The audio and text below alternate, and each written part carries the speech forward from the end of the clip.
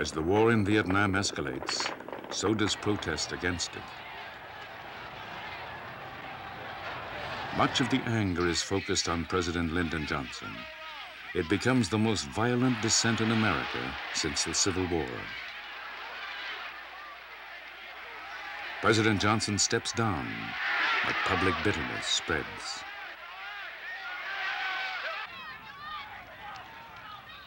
May 1970. On a small town campus, the Vietnam War comes home to America. At Kent State University, National Guardsmen open fire on protesters.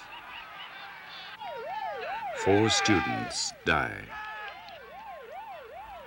During the Nixon presidency, America is divided over Vietnam as never before.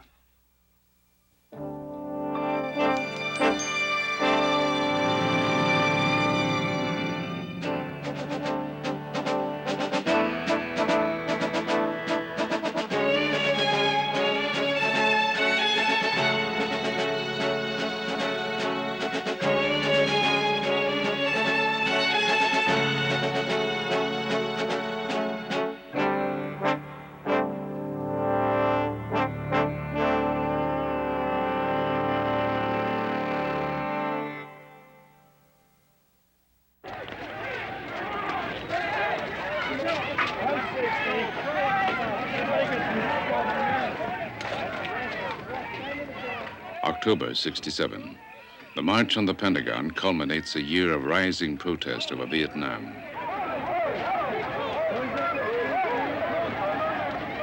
More than 50,000 gather. It is the first of many anti-war marches against the federal government. And it brings together the diverse elements of the peace movement: pacifists, communists, black militants, students, and professors. Their only point of agreement: stop the war in Vietnam.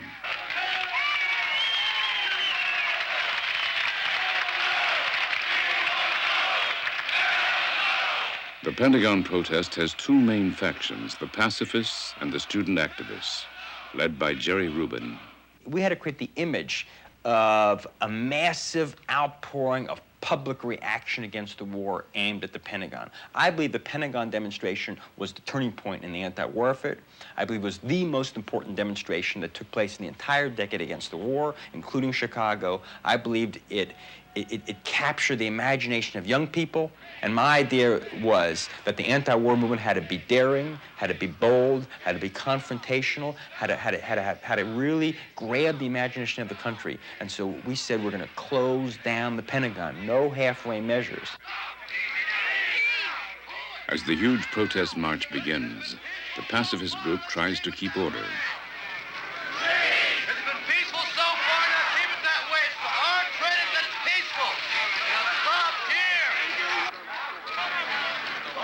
The militants, however, are prepared for violence. Jerry Rubin. The only way this war is going to end is if we have war in the streets. And when people see there's going to be war in the streets of America, then they're going to stop dropping bombs on Vietnam 10,000 miles away to stop the war at home.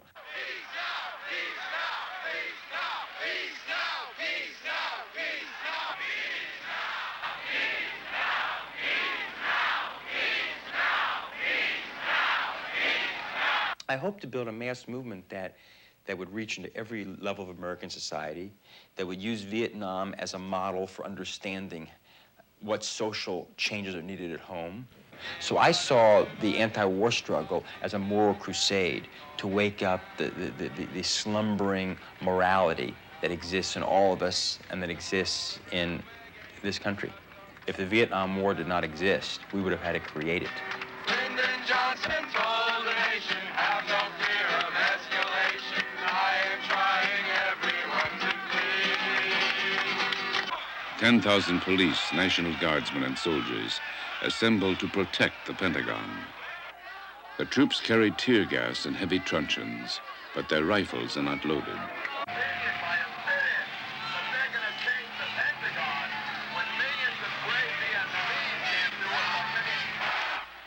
The demonstrators are beaten back from the Pentagon's main entrance.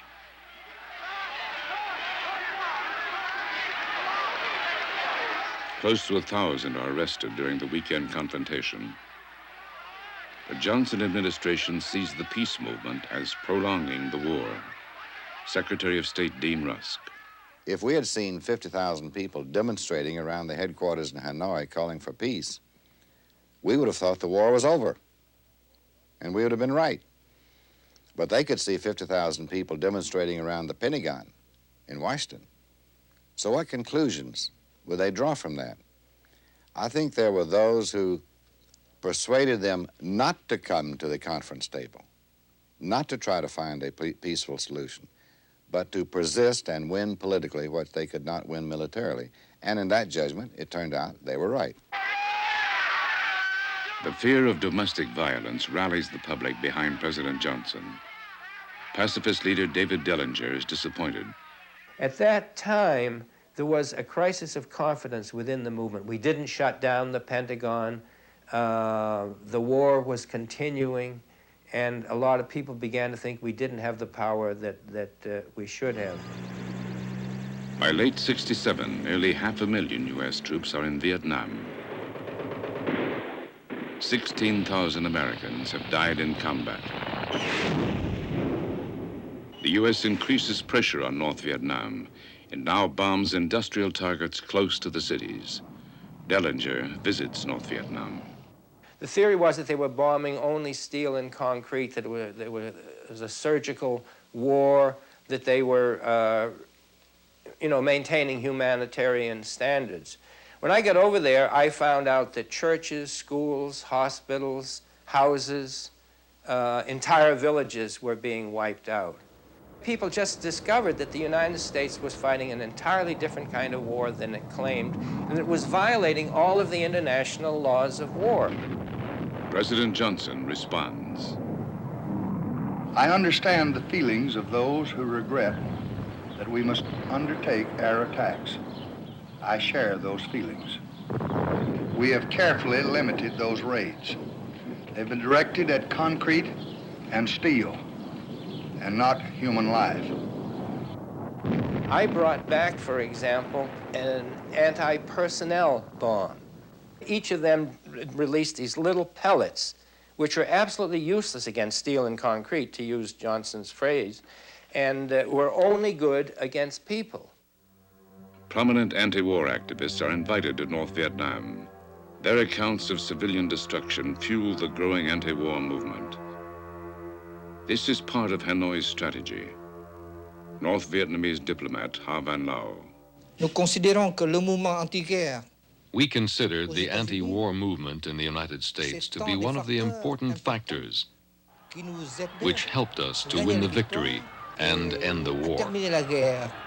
America's traditional allies turn against it over Vietnam. The British Labour government is mildly critical, but militants riot outside the U.S. Embassy.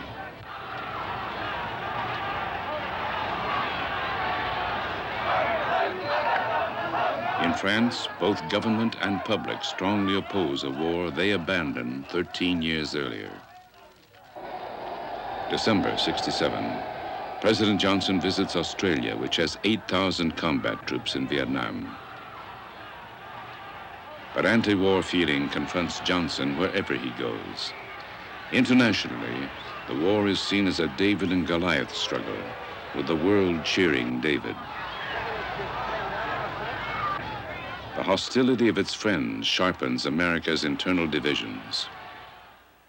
In Congress, the influential chairman of the Foreign Relations Committee urges peace, Senator William Fulbright. Well, I made up my mind a good while ago that I do not think that the vital interest of the United States is involved in Vietnam, and that the wise course for this country to take is to seek a political settlement.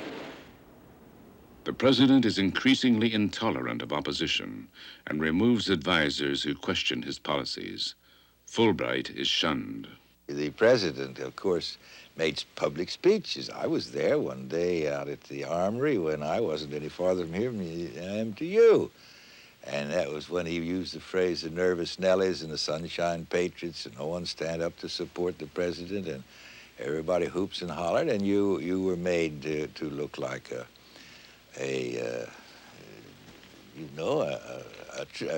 traitor, in effect. Parades to support the war become as frequent as the protests. Most Americans fear that the anti-war movement may encourage much wider racial and social unrest.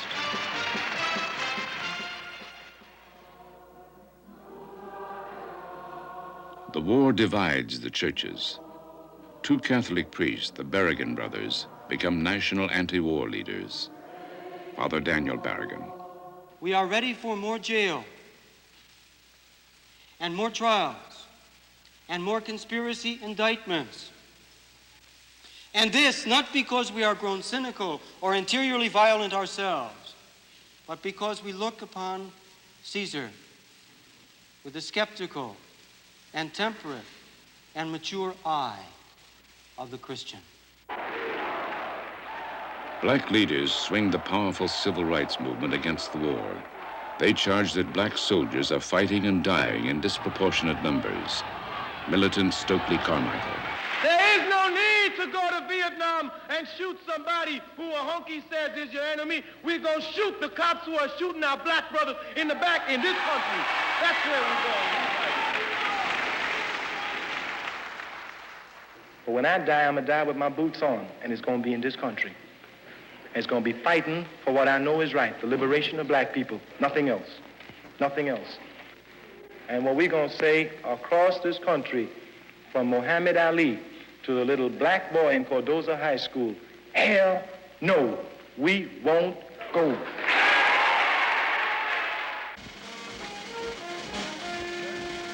(1968). Vietnam's distant battles reach closer to America. The U.S. command in Vietnam wants 670,000 troops and wants mobilization of civilian reserves. Anti-war protest increases as more and more young Americans are personally affected by the draft. The call-up reaches into small towns for younger men. In Westchester, California, 19-year-old Larry Francis has returned his draft card as a protest. The Army then speeds his call-up. This is the day he is supposed to report for induction. His friends gather to encourage him. In his hands he's got Larry Francis. In his hands he's got... He is supported by his parents. In his hands he's got the whole world in his hands. Larry Francis tells his local draft board that he won't go to Vietnam. Thousands choose prison rather than register for service. And the way we're messing ourselves up shows in many ways. It shows in the fact that at this very moment, 500,000 of our friends and our brothers are killing and dying in a jungle 10,000 miles away. And it shows in those cards we all carry in our pockets. Well, I'm finished. I'm a free man today. But I ain't marching anymore. It's always the old who lead us to the wars. Always the young to fall. But I ain't marching anymore. No, I ain't marching anymore. A celebrity who successfully fights the draft on religious terms. Boxing champion Muhammad Ali. I'd rather face machine gun fire before deviate from the teachings of Almighty God and the religion of Islam. I would die.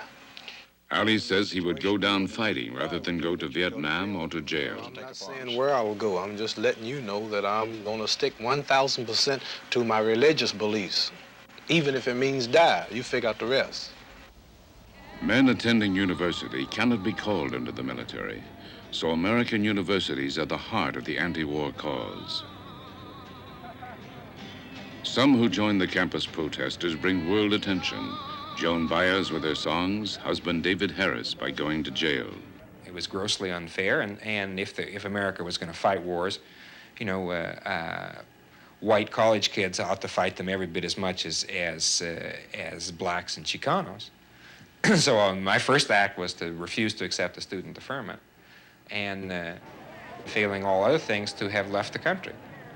But my feeling was it was my country, and that if anybody ought to leave, I thought Lyndon Johnson should be the one leaving, not me. Harris serves 20 months of a 2-year sentence. Well, I did more time than any of the Watergate people except Howard Hunt and Gordon Liddy. The real criminals of that period never did any time. 40,000 draft dodgers and deserters leave America. 30,000 go to Canada, where many will stay on years after the war.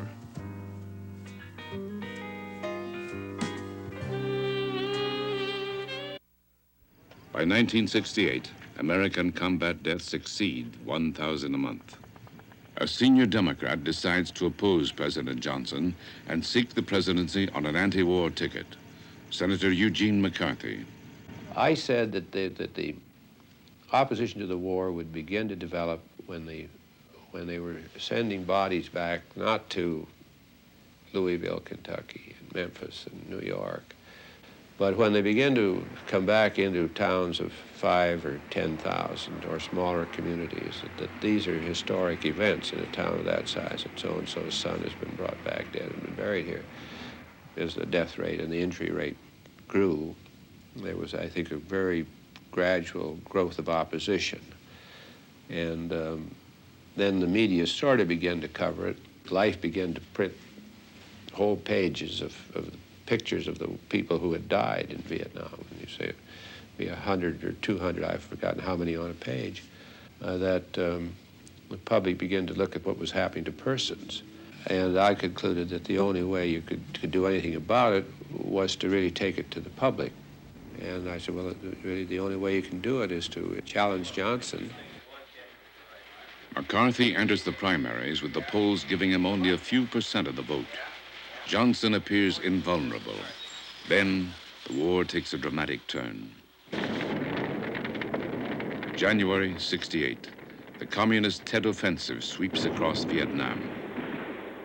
Television brings the month-long fight for the cities of Vietnam into the living rooms of America and brings the first widespread doubts. Even President Johnson's close aides advise him to get out of Vietnam. Except for secure military bases, Johnson faces hostile crowds almost everywhere he travels. McCarthy's presidential campaign is now galvanized by voter discontent over the war. McCarthy's primary victories encouraged Robert Kennedy to enter the presidential race on an anti-war ticket. 1960s or the 1950s. Opinion polls show that 63% of the public oppose President Johnson's Vietnam commitment. Lyndon Johnson took America to war in Vietnam, but those close to him see him as a president reluctantly drawn into war. Secretary of State Dean Rusk. Except for the men who carried the battle and their families, no one agonized over Vietnam more than Lyndon Johnson did. There was so much that he wanted to accomplish in such time as he had. And so many things were barred to him by the problems of Vietnam. So I think that this was the inherited burden which he had to carry, which he would have been glad to do without. Johnson is also portrayed as a leader who became overly influenced by his advisors and by his need for public approval. His biographer, Doris Kearns.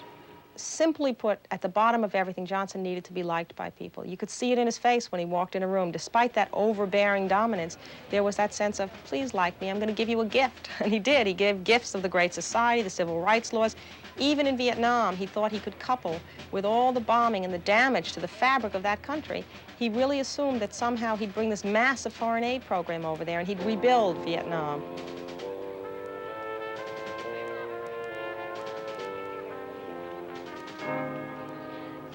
But you just have to remember Johnson's perception of his own past. Always he'd been the master of the behind-the-door bargainer. And obviously he was misestimating what happens during a war, number one, and the whole nature of modern media. Those television cameras were over there every day. When people saw that war happening in their screens every night, they weren't going to forget it the way he had hoped they would. In the Oval Office, as in American homes, Vietnam becomes a living room war. And increasingly, the public demands an end. Good evening, my fellow Americans. March 31st, 1968. Johnson tells a stunned nation he is stepping down. Accordingly, I shall not seek and I will not accept the nomination of my party for another term as your president. So when LBJ came on and shocked all of us by saying I shall not run for re-election, we knew then that we were in the driver's seat, that we were in the 60s the driving force in society, and that we were going to drive home the point that you cannot treat poor people, blacks, Vietnamese, without any humanity and have a safe and secure home yourself. Spring 1968. First, Martin Luther King is assassinated, then Robert Kennedy. The violent deaths of the two leading anti-war moderates is followed by political chaos on a scale unknown since the Civil War. The black ghettos erupt across America. The anti-war protests are larger and more violent. One Washington protest is contained by 15,000 troops, more than are engaged in any battle in Vietnam. August 68. 10,000 anti-war demonstrators converge on Chicago for the Democratic Convention. Half are supporters of presidential candidate McCarthy, but a militant faction announces it will disrupt the convention. 26,000 police, troops, and National Guardsmen, 2 for each demonstrator, are assembled by Chicago's Mayor Daley. This administration, our administration, and the people of Chicago have never and will condone brutality at any time, but they will never permit a lawless, violent group of terrorists to menace the lives of millions of people, destroy the purpose of this national convention, and take over the streets of Chicago.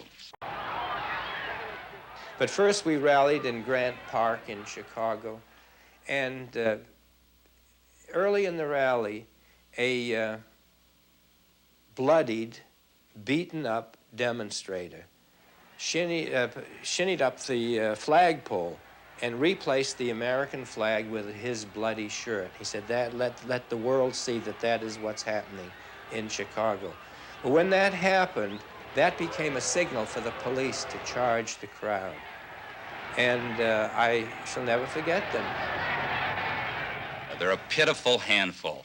They have almost no support, but by golly, they get the cooperation of the news media. They're built into something really big. They're referred to as kids. They're referred to as yippies. Gentlemen, the hardcore leadership of this group are communist. By forcing the government to overreact at home, we were, in a sense, spotlighting to the American people the overreaction of America overseas. Chicago was an education for the American people about Vietnam and about oppression in the ghettos and about just the whole use of physical force to solve social problems. The anti-war movement has no presidential candidate. Robert Kennedy is dead. McCarthy lacks popular support. The Chicago protest is to express frustration. As the marchers move through downtown Chicago, the police charge. A government report later describes the event as a police riot.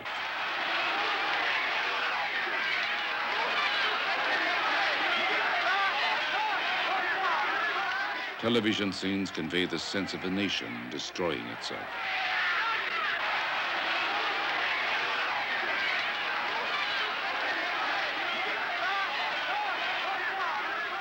"800 demonstrators are injured, some seriously."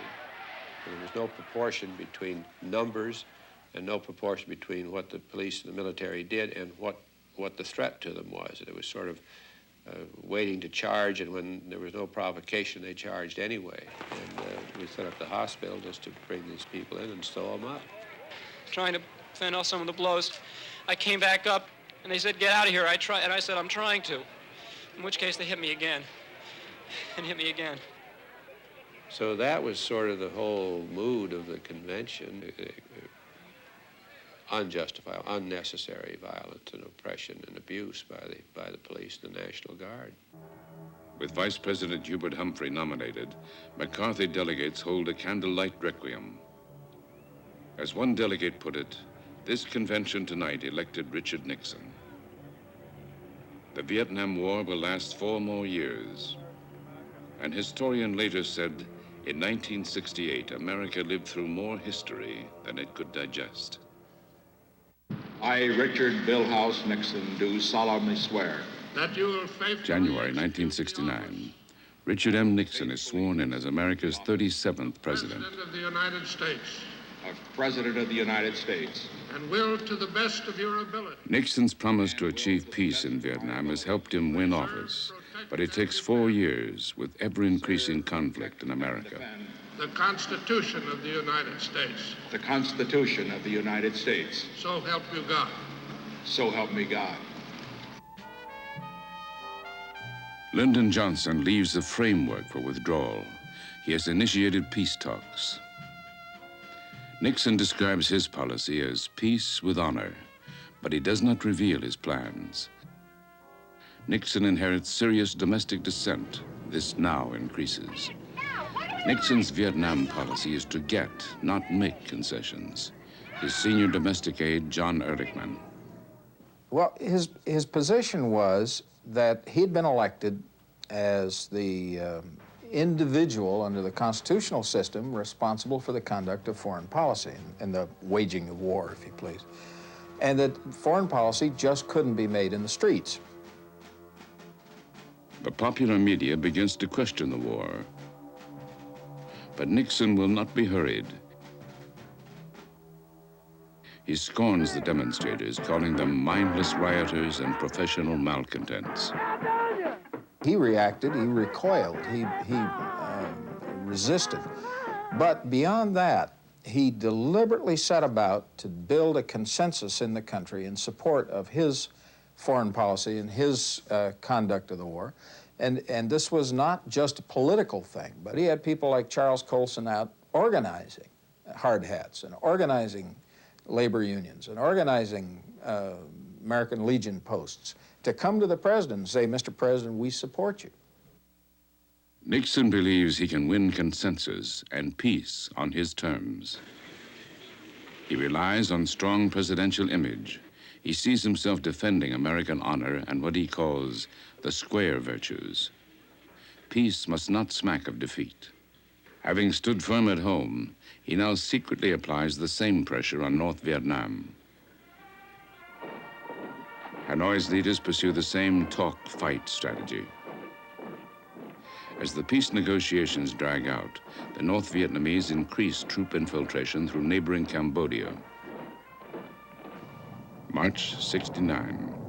Nixon retaliates. He extends the bombing to Cambodia. To avoid more public criticism, Nixon orders that the bombing be kept secret. South Vietnam's president, Nguyen Van Thieu, has long been advocating this action. Oh, frankly, if we have had enough means to destroy the war potential of the North Vietnamese communists in Laos and in Cambodia, I would have done that because it would help to shorten the war and to economize the blood and the human life. Almost 500,000 bombs are dropped. The communist supply sanctuaries along the Cambodian border shelter an estimated 40,000 North Vietnamese troops. The U.S. air attacks are justified, says Defense Secretary Melvin Laird. Well, I was for hitting the sanctuaries at that time in Cambodia, the sanctuaries that were completely controlled by the North Vietnamese. My disagreement with Secretary Kissinger and the President of the United States was over the fact that they insisted on keeping these strikes secret. I said with 16,000 people involved, you could not keep them secret.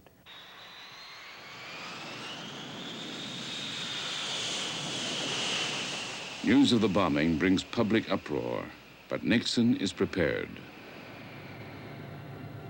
May 69.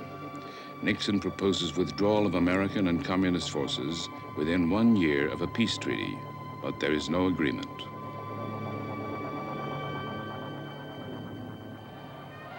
Hanoi wants the U.S. to stop supporting President Thieu. Both sides begin to ignore the formal peace talks. I believe that Secretary Kissinger and President Nixon felt that there was an opportunity to work out a peaceful accord between the North and the South. I think that they were somewhat disillusioned as negotiations progressed, but I believe they entered into these negotiations with a great deal of confidence that they could have some sort of success. June '69. Nixon meets President Chu on Midway Island. After talks, Nixon announces the gradual withdrawal of U.S. troops. He assures Chu that South Vietnam will be safeguarded. I trust completely on him, as he could support for a long time the cause of freedom of the Vietnamese people. In a letter to Ho Chi Minh, Nixon proposes secret negotiations. He sets a 4-month deadline for a settlement under the threat of more bombing. Ho Chi Minh's response is called a cold rebuff. A few weeks later, Ho dies. Hanoi remains confident the U.S. will tire of the war first. Summer '69. New anti-war protest by Vietnam veterans angers Nixon. He sees it destroying his credibility with Hanoi. The pressure increases. The anti-war movement announces a national demonstration for October 15th, coinciding with Nixon's secret deadline to Hanoi.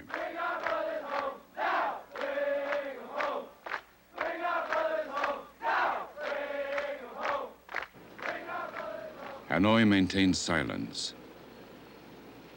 But in a letter to demonstration organizers, Prime Minister Pham Van Dong says, "May your fall offensive succeed splendidly." As October 15th approaches, Nixon is confident the majority of Americans support him. His response to that, in-house, was to say, look, that's a tiny fraction of the American people out there. It's on all the television, the media are killing us with it, but we know that the vast majority of Americans are with us. And so we can't let that rule or govern what we do. For Nixon, as for Presidents Kennedy and Johnson, Vietnam is a test of American credibility. He often said, you know, it would be the easiest thing in the world for me simply to order our troops out of there. But if I did, then none of our allies could ever count on the United States' word again. February 1970, Nixon promises durable peace. We are making progress toward that goal. The prospects for peace are far greater today than they were a year ago.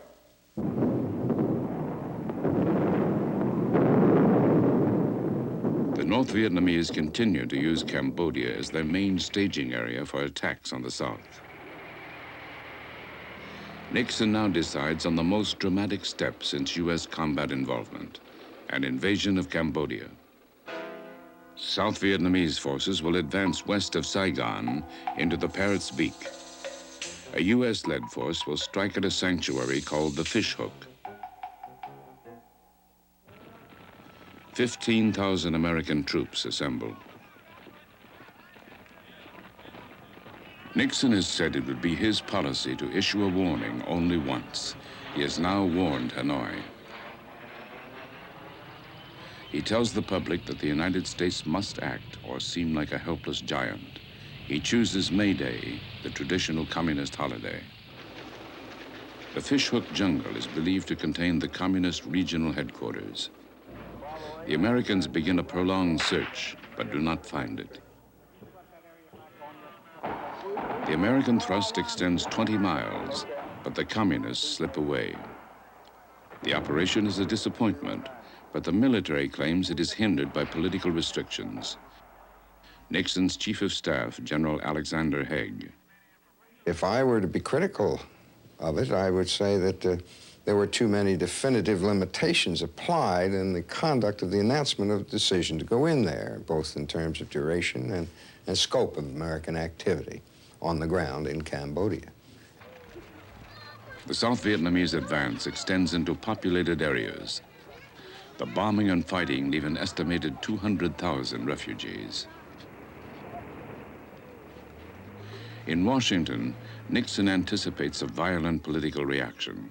Would there be demonstrations in Washington? Would there be all this in the street? He said, if there were, pointing to me, he said, you're going to have to handle it. He said, I cannot be distracted by that during this period of time.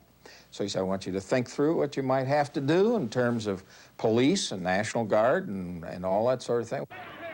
We didn't anticipate Kent State, obviously. May 2nd, 1970.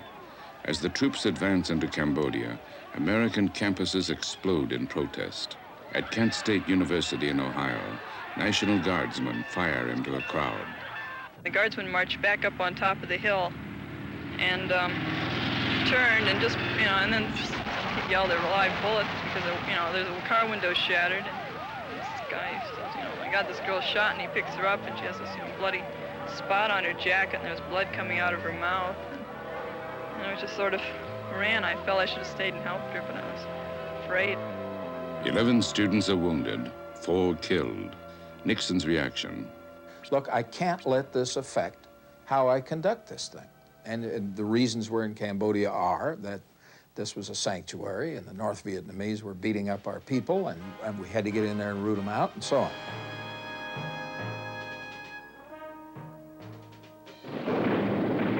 In 1971, the war closes in on Nixon.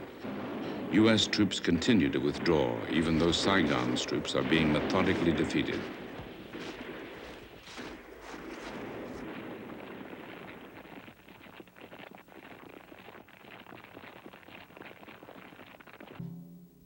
Then comes military disgrace. Lieutenant William Calley is found guilty of the mass murder of Vietnamese civilians. Nixon tries to save image and honor in a speech at West Point. Through a long and bitter struggle in Vietnam, American fighting men have served the cause of freedom magnificently. And the American people have stood behind our commitment to the people of South Vietnam in the face of great temptations to turn aside.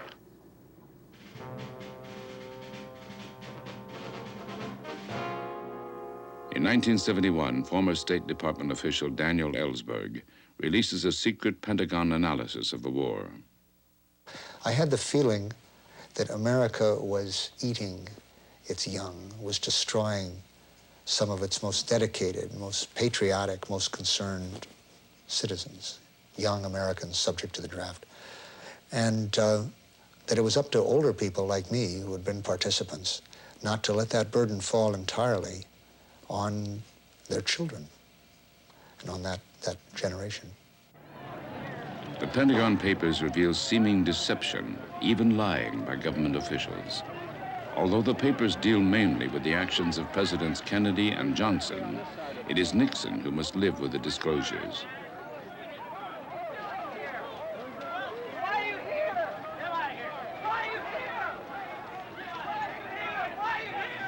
Ray Conniff and his very famous choral group will now entertain us.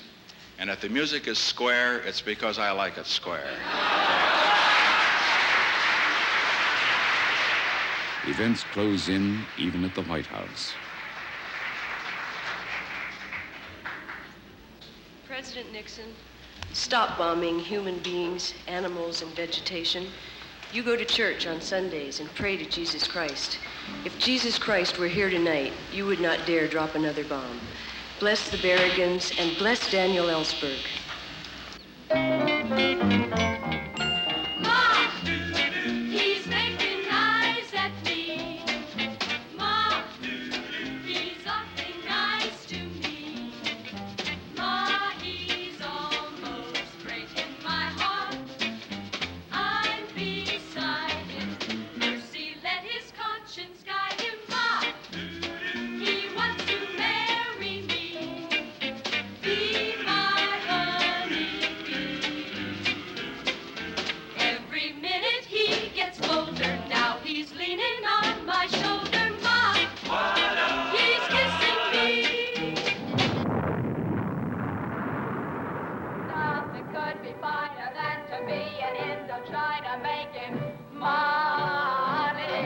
Jane Fonda tours GI bases.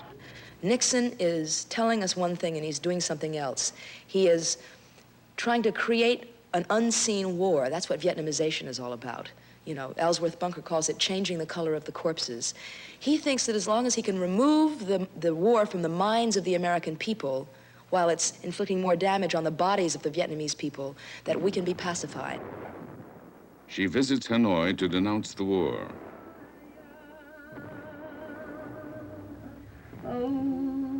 More American celebrities follow her, including Joan Baez, who sings during the bombing. Save the children, Lord, Kumbaya. Save the children, Lord. Spring '72. Hanoi challenges Nixon as never before. It invades across the partition line. It is North Vietnam's largest conventional attack. Nixon's secret peace talks have lasted 3 years. Only 100,000 U.S. troops remain in Vietnam. He orders massive B-52 bombing of the North.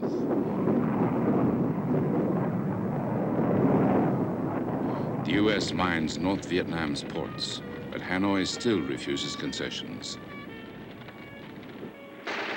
North Vietnamese troops press south, capturing the border region.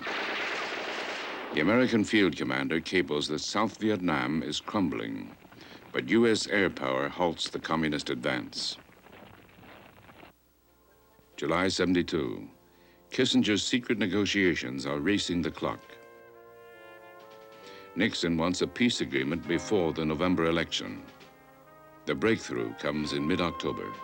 Nixon concedes that 150,000 communist troops already in the South can remain.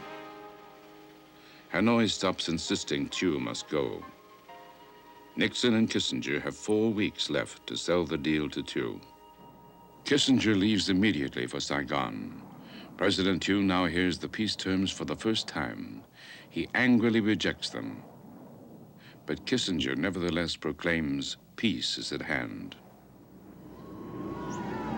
In the U.S., Nixon's campaign rides with the peace fever. Just back from Moscow, he proclaims the Cold War is over.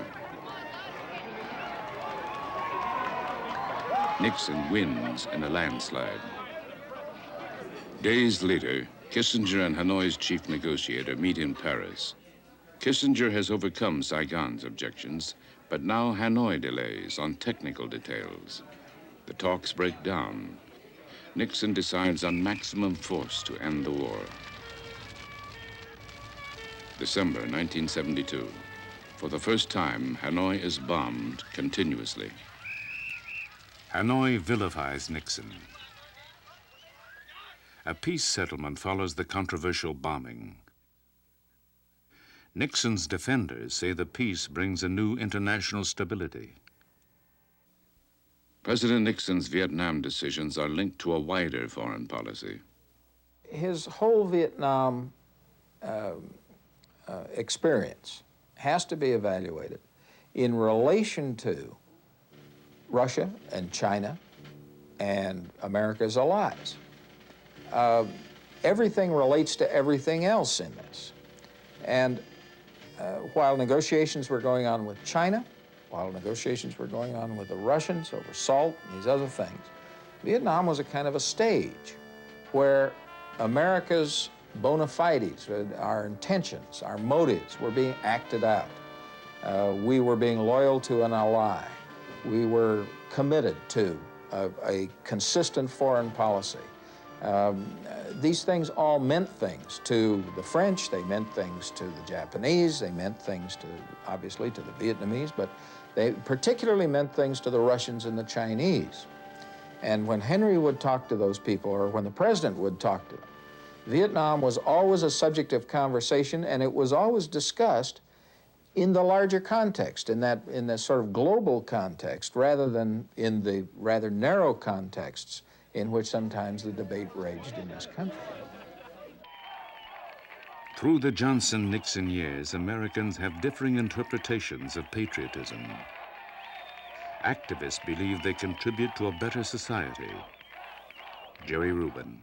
In the year 2000, without a doubt, we're going to look back at the 60s and say that the people who represented George Washington and Thomas Paine and the real patriotism of America were the people who were opposing the war, because the war was against America's interests. It hurt America. It was not in America's interest to go to Vietnam. So I felt throughout the whole war period that I was a patriot, a nationalist, fighting for America. Had America been able to win the war in Vietnam, America would have stomped in there and conquered that country, and the American people would have gone behind the war. But because, fortunately, America could not win, the soul of America got challenged, and America had to really face its own soul and come to terms with defeat. How many men must die to justify... What did happen, I think, was that the people running the war were left without any moral justification. It would be a long time before a president will assume automatically, as they did in the past, that they both had the right to this kind of moral support for a war in Congress and out, or that they would get it. And that may be the most significant historical result of the whole anti-war movement. And I think the real decision to bring this to an end was not made on college campuses or in the streets, but when people at the grassroots, maybe the first half of 1968, came to the conclusion that if we could not tell them when this struggle was going to be over, we might as well chuck it. In Vietnam, to a unique extent, the troops and public are influenced by each other's doubts and confusion.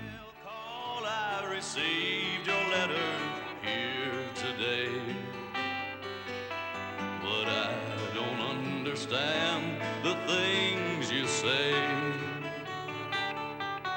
You tell me there are people marching in our streets. The signs they carry say that we don't fight for peace. There's not a soldier in this foreign land who likes this war. Oh, Mama, tell them what we're fighting for.